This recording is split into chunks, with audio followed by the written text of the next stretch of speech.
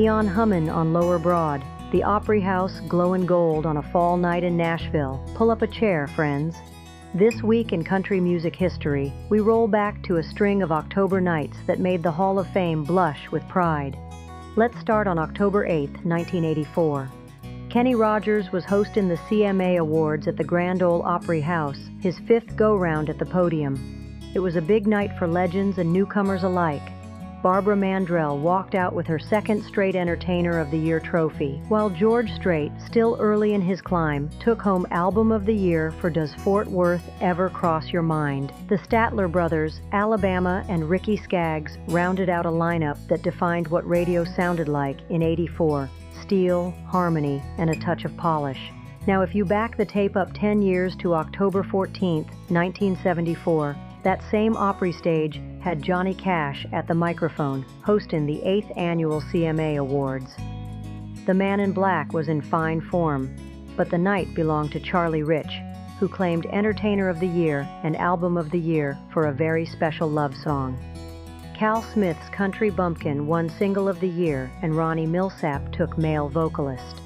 Olivia Newton-John, crossing over from pop into country, was crowned Female Vocalist, still one of the most debated trophies in CMA history. And while the Opry lights were bright, let's not forget the quieter studio corners of the same date. On October 14, 1964, Loretta Lynn spent her evening in Nashville's Columbia Studio B, cutting Blue Kentucky Girl and Happy Birthday. Those sessions stitched Small-Town Heart into big city microphones, and they'd soon have her sitting in the top 10. That same date, but a different decade, October 14, 1967, Tammy Wynette scored her first solo #1 with I Don't Want to Play House. It was the sound of a singer finding her voice and a generation finding its heartbreak set to pedal steel.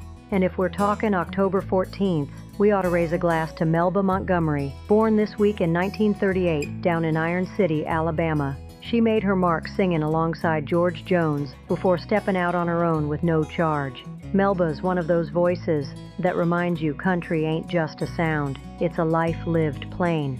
Fast forward a bit, October 10th, 1958, little Tanya Tucker was born in Seminole, Texas.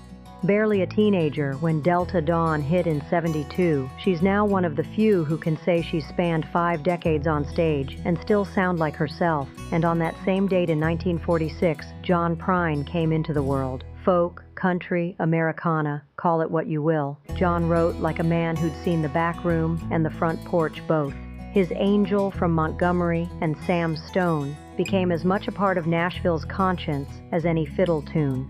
We lost Cal Smith this week too, October 10, 2013. The man behind Country Bumpkin and It's Time to Pay the Fiddler left behind a catalog full of honest twang. And just outside our window, a near-week mention for October 12, 2019. Canada's own Dallas Harms passed on, writer of hits for Gene Watson and others, one of the early northern voices to cross the border with Nashville quality. Now for a quick lightning rundown before we shut down the jukebox.